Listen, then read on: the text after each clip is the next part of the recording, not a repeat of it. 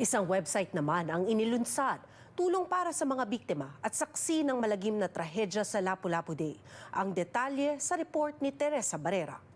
Yung aking grief is so loud, and at the same time there's another part of me sa loob ko that is very grateful. Isa si John Tolentino sa volunteers sa likod ng website Vancouver Filipino Emergency Response na binuo matapos sagasaan ng isang SUV driver ang mga dumalo sa Lapu-Lapu Day block party. Yung spirit ng mga Filipinos, like lagi they're always asking how can I help. So it was formed really out of a necessity on that April 26th to April 27th, actually super late at night. Sa website, makikita ang isang request form para makatanggap ng suporta. Kahit yung mga families of the victims, they've reached out, and so we're also supporting them as well.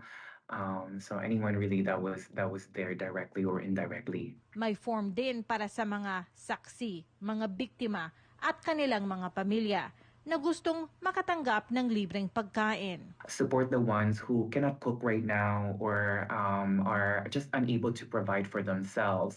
So, yung priority of the meal train is for the ones na nagbibisita sila sa hospital. May listahan din sa website na tinawag na community resources kung saan makikita ang higit 50 mga pangalan ng social workers o counselors na nagbibigay ng libre o discounted na therapy. The Vancouver Filipino Emergency Response organizers, sila talaga ang mga amazing administrators and bookkeepers and organizers, and they are the ones who compiled the document. Makikita rin sa website ang isang listahan ng mga lugar kung saan makakadalo ng mga vigil at fundraisers para sa mga biktima. Healing circles, group therapy, and there's also other ways to hilom in the community.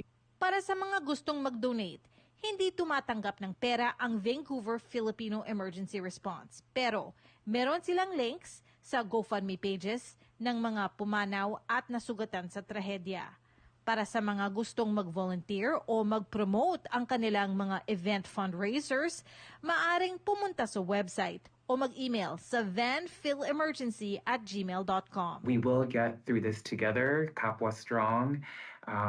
We will be here to support each other and to hold each other and to meet each other where we are at. Teresa Barrera, Omni News, Vancouver.